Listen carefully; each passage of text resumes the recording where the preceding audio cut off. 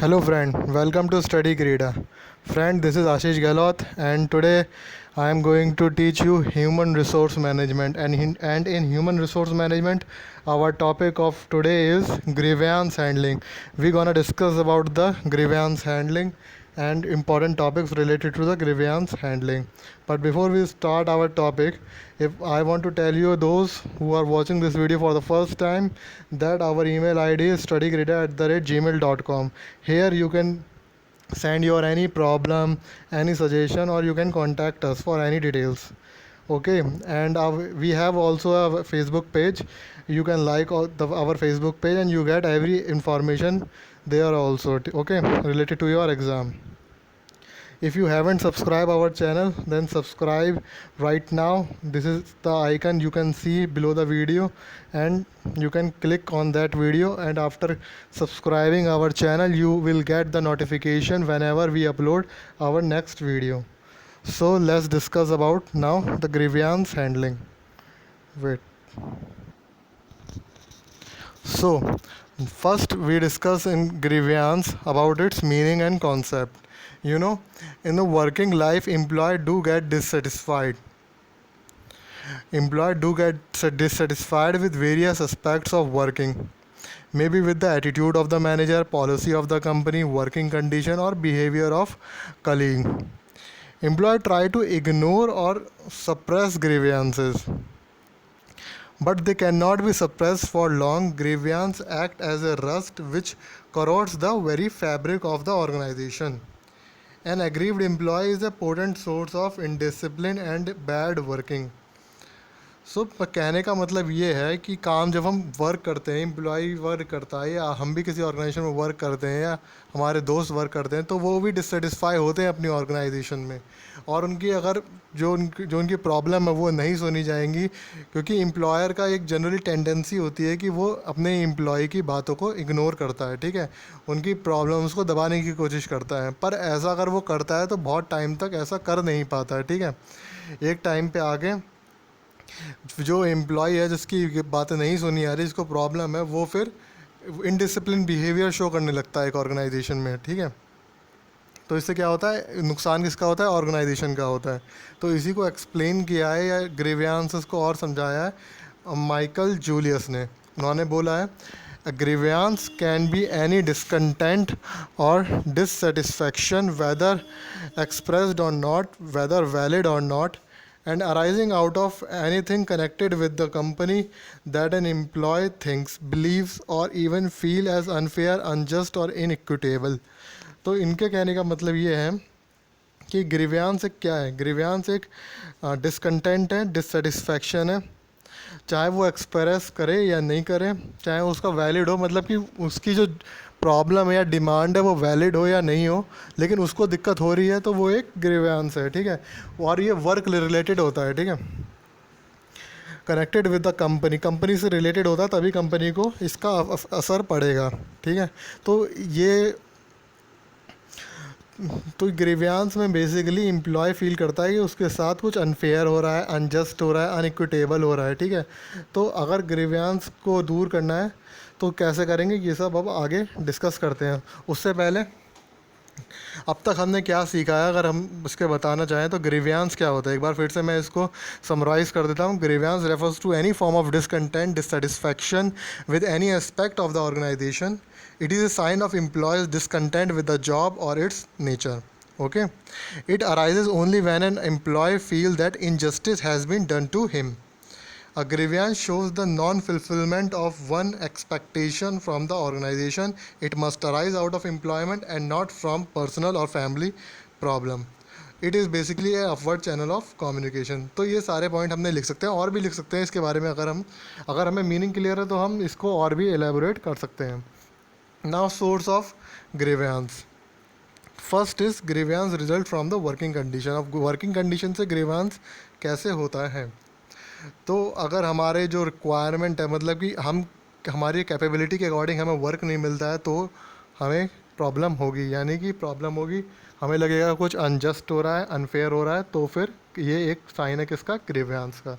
तो improper matching of the work with the job, changes in the schedule और procedure, non availability of proper tool machine and equipment for doing the job, tight production standard, bad physical condition of workplace. So these are the um, sources of grievance from the working condition. I hope it is clear. I hope it is clear. Grievance resulting from the working condition. Now grievance resulting from the management policy. अब management policy से ऐसी कौन सी management policy हमें employee के अंदर grievance create कर सकती है? तो फर्स्ट, वेज पेमेंट से रिलेटेड हो सकती है, लीव से related, over time, transfer, promotion.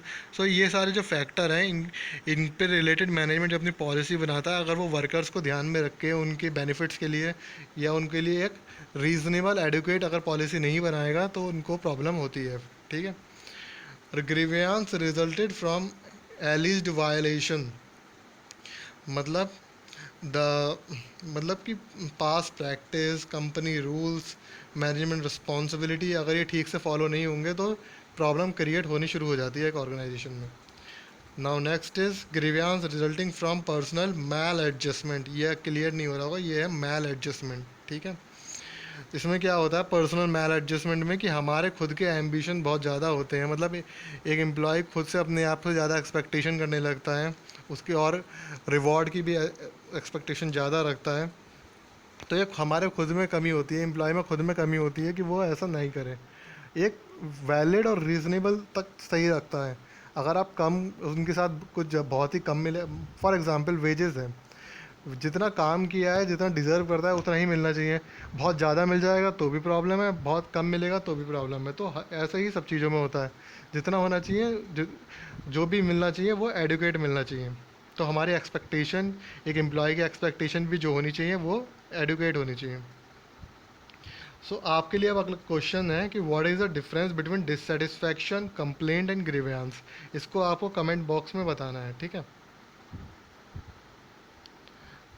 Now processing of grievance. अब ग्रीवियंस की प्रोसेसिंग के बारे में पढ़ेंगे. अ grievance is the embryo of more serious trouble to come because accumulation of minor grievance may lead to the major explosion. Therefore, prompt and effective handling of grievance is the key to industrial peace. This calls for a systematic procedure of handling grievance for the just and speedy disposal of grievance. There are two type of grievance procedure for redressing the grievance of the employee. These are, first is open door procedure and second is steps ladder procedure. ठीक है. दो type के procedure grievance को handle करने के लिए कहने ये यहाँ पे ये बताना चाह रहे हैं प्रोसेसिंग ऑफ ग्रीवियंस में कि छोटे छोटे ग्रीवियंस जब एक बहुत बड़ा बन जाता है, एक सरदर्द बन जाता है एक ऑर्गेनाइजेशन के लिए, वो कैसे बनता है. छोटे छोटे ग्रीवियंस होते हैं, अगर हमको उसी समय उनको नहीं डील किया तो वो एक्यूमुलेट होकर एक बड़ा रूप ले लेते हैं जिसको बाद में हैंडल करना बहुत ज़्यादा डिफ़िकल्ट हो जाता है. तो इसके लिए ज़रूरी है कि प्रॉम्प्ट एंड क्विक एक्शन लिया जाए. ठीक है. ग्रीवियंस को हैंडल करने के लिए तो इसके दो टाइप हैं इनको हैंडल करने के लिए. पहला open door procedure and second is step ladder procedure. Now in open door policy, under this procedure the employ are free to meet the top executive of the organisation and get their grievances redressed. Such a policy may work well in the small organization, but in big organization this may not be applicable या practical. Another disadvantage of open door policy is that lower level executives feel bypassed. They may complicate the human relation problems. Moreover, top management is not too familiar with the working condition of the operative employee. It may be difficult for it to attend to employee grievances because of the lack of sufficient information. यहाँ ये बोलना चाह रहे हैं कि ये जो तरीका होता है इसमें क्या होता है ओपन डोर पॉलिसी, मतलब कि आपके सुपीरियर के दरवाजे आपके लिए खुले हैं. आपको कोई भी तकलीफ़ हुई, एम्प्लॉय को कोई भी तकलीफ़ हुई तो वो अपने सुपीरियर के पास जाके अपनी वो प्रॉब्लम शेयर कर सकता है. बट इसका एक डिसएडवांटेज है क्योंकि ये स्मॉल ऑर्गेनाइजेशन में तो ठीक है जहाँ वर्क बहुत ज़्यादा नहीं है.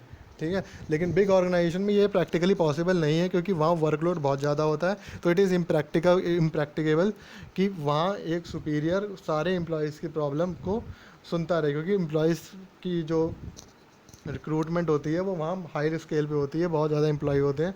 तो ये प्रैक्टिकली पॉसिबल नहीं होता कि सब ऐसे आने लगे तो फिर काम रुक जाएगा. ठीक है. Lastly, it is also said that open door policy is suitable for executive to walk through and not the operative employee.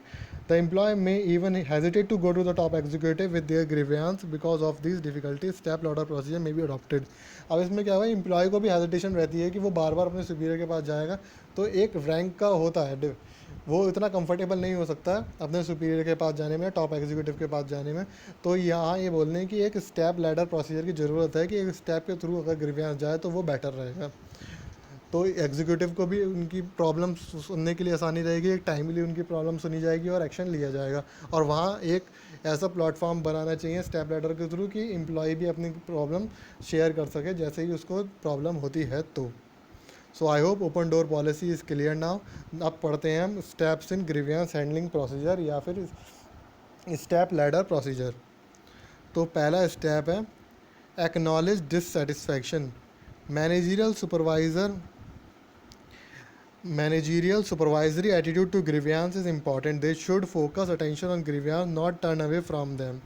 Ignorance is not a bliss, it is the bane of industrial conflict. तो ये यहाँ पे बोलने के बारे में acknowledge dissatisfaction में आप नाम से समझ सकते होंगे, जैसे डिससेटिस्फैक्शन अराइज होता है एम्प्लॉय के अंदर, वो एक्नॉलेज कर लिया जाए, ठीक है, उसको एड्रेस कर लिया जाए और उसको वहीं से सॉल्व करने की कोशिश की जाए. तो सबसे पहले है कि जैसे डिससेटिस्फैक्शन अराइज हुआ उसको हमने एक्नॉलेज कर लिया, हमें पता चल गया कि इसको एम्प्लॉयज़ के अंदर एक डिससेटिस्फैक्शन अराइज हो रहा है. Now second step is define the problem. Instead of trying to deal with a vague feeling of discontent, the problem should be defined properly. Sometimes the wrong complaint is given. By effective listening, one can make sure that true complaint is right. Define the problem means employee अपनी problem सही तरीके से express करे, ये नहीं कि उसको वेग फॉर्म में यानी कि कंफ्यूजिंग फॉर्म में उसको एक्सप्रेस ना करें, ठीक है, उसको अपनी प्रॉब्लम अच्छे से एक्सप्रेस करनी है. और इसमें सबसे ज़्यादा ज़रूरी है कि जो टॉप एग्जीक्यूटिव या जिसके पे रिस्पॉन्सिबिलिटी है एम्प्लॉयज़ की ग्रीवियंस को सुनने की, फॉर एग्जांपल सुपरवाइज़र पे रिस्पॉन्सिबिलिटी है अपने एम्प्लॉयज़ को प्रॉब्लम एड्रेस करने की या एक्नॉलेज करने की, तो वो उनकी प्रॉब्लम ठीक से सुने और समझे, क्योंकि अगर वो ठीक से समझेगा नहीं तो फिर वो प्रॉब्लम कभी सॉल्व नहीं हो सकती और इवन वो वर्स सिचुएशन हो जाएगी. और get the fact should be separated from the fiction. Though grievance result in hurt feeling, the effort should be to get the fact behind the feeling. There is need for a proper record of each grievance. उनका एक proper fact बनाना चाहिए कि grievance का, ठीक है, कि क्या इसके पीछे का कारण है, सारे फैक्ट्स उसमें लिखने पड़ते हैं, ठीक है. तो हमने 3 कर लिया, acknowledge dissatisfaction, define the problem, get the fact. Now fourth step है एनालाइज एंड डिसाइड. अब इस स्टेप में क्या है, आप एनालाइज एंड डिसाइड से करके होंगे. जब हमने सारी प्रॉब्लम लिख ली, सुन ली, अब हमें एनालाइज करना है कि क्या कि किसकी इसमें क्या फॉल्ट है, क्यों ये अराइज हुई है, ठीक है, इसको सॉल्व कैसे कर सकते हैं, ये इसमें हमें डिसाइड करना है. In analyse and decide. Now follow up. Decision taken must be follow up honestly. Whatever the supervisor take the decision to solve the employee grievances, it must be followed up honestly and earnestly. They should promptly communicate it to the employee concerned. If a decision is favorable to the employee, his immediate boss should have the privilege of communicating the same. ठीक है, जो भी decision लिया जाए उसको तुरंत follow up किया जाए, उसको देखा जाए कि उसकी अब वो प्रॉब्लम अराइज हो रही है कि नहीं हो रही है. तो एक प्रॉपर चेकिंग होनी चाहिए यहाँ पे फॉलो अप में. ओके.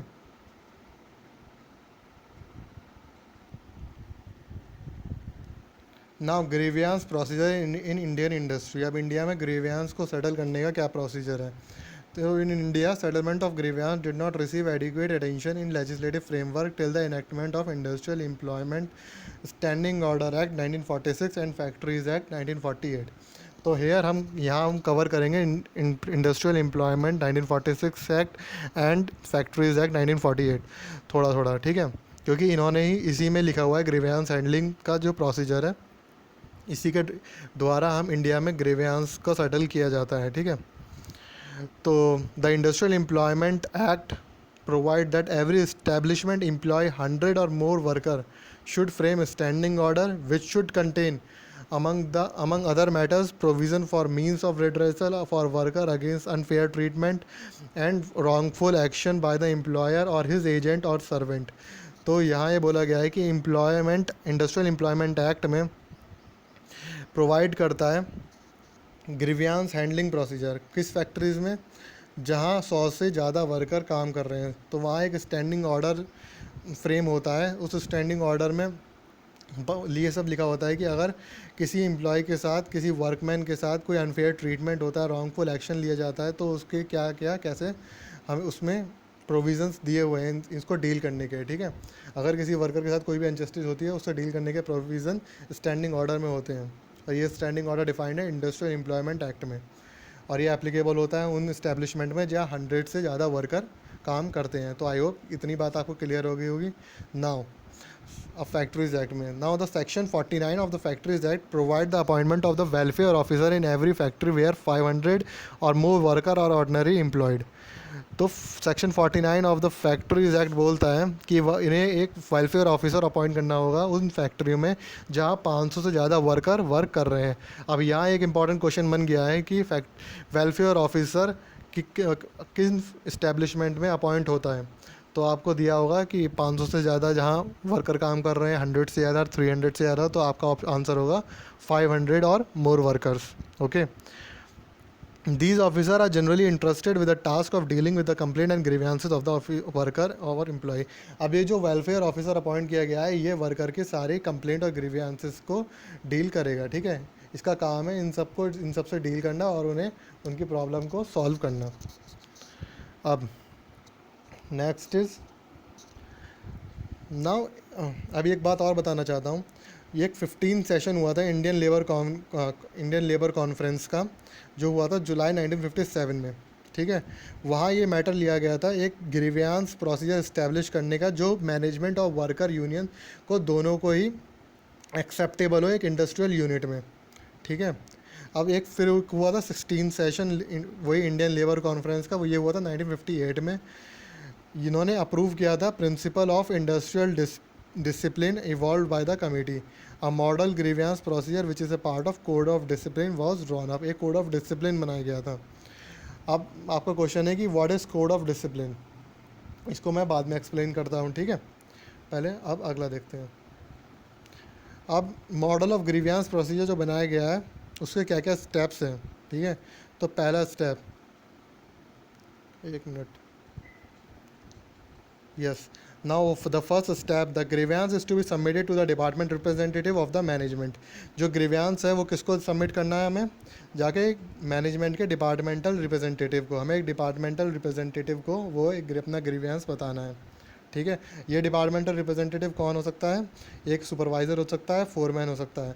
उसको हमें एक आंसर देना होगा। हमने अपनी प्रॉब्लम वहाँ बता दी, या हमें नहीं, मतलब मैं बोल रहा हूँ एम्प्लॉय ने अपनी प्रॉब्लम वहाँ बता दी, तो उसे आंसर देना होगा 48 आवर्स के अंदर, ठीक है।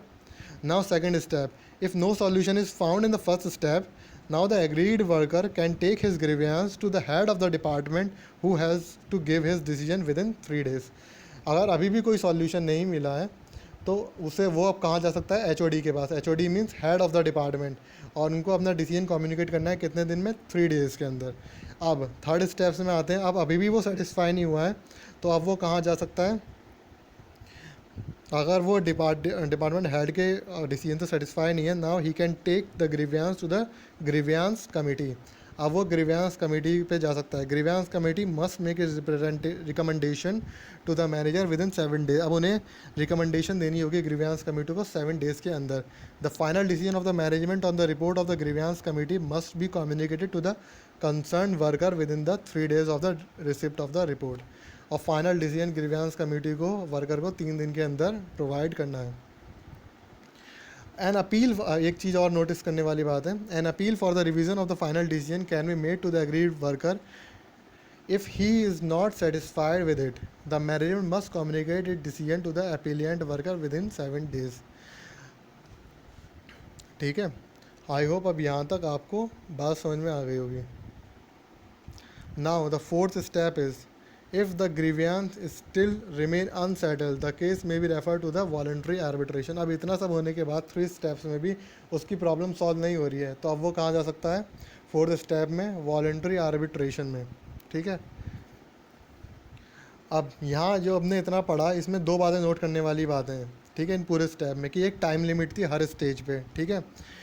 तो this is in recognition of the fact that the justice delayed is justice denied, कि अगर हम जस्टिस देने में देर कर रहे हैं तो मतलब जस्टिस नहीं देना चाह रहे हैं, ठीक है.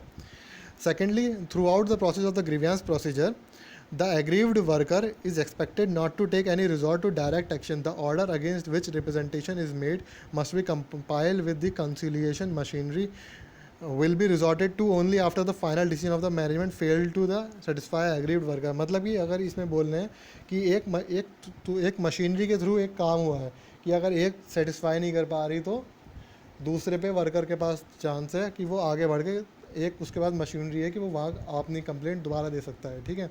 अगर मैनेजमेंट उसकी प्रॉब्लम नहीं सुन पा रहा तो एक उसे मशीनरी प्रोवाइड है, एक जरिया है, एक रास्ता है कि वो उसे अडॉप्ट करके वहाँ से अपनी प्रॉब्लम को सॉल्व कर सकता है. तो I hope grievance procedure in Indian industry आपको क्लियर हो गया होगा.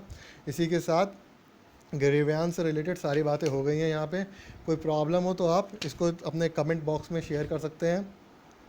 वीडियो पसंद आए, यूज़फुल लगे तो लाइक कीजिए, अपने फ्रेंड्स को के साथ शेयर कीजिए इस वीडियो को जितना हो सके ज़्यादा से ज़्यादा, और चैनल सब्सक्राइब कर लीजिए. फेसबुक पेज लाइक कर लीजिए, वहाँ क्वेश्चन अराइज होते हैं एग्ज़ाम से रिलेटेड तो उन्हें सॉल्व कीजिए. अपनी कोई प्रॉब्लम है तो वहाँ भी शेयर कर सकते हैं. और भी कोई प्रॉब्लम है, कुछ स्पेशल प्रॉब्लम है, मतलब और भी करना चाहते हैं, फेसबुक पे नहीं है तो जीमेल पे प्रॉब्लम लिख सकते हैं, studykreeda@gmail.com. सो आज के लिए इतना ही. Thank you class. जय हिंद.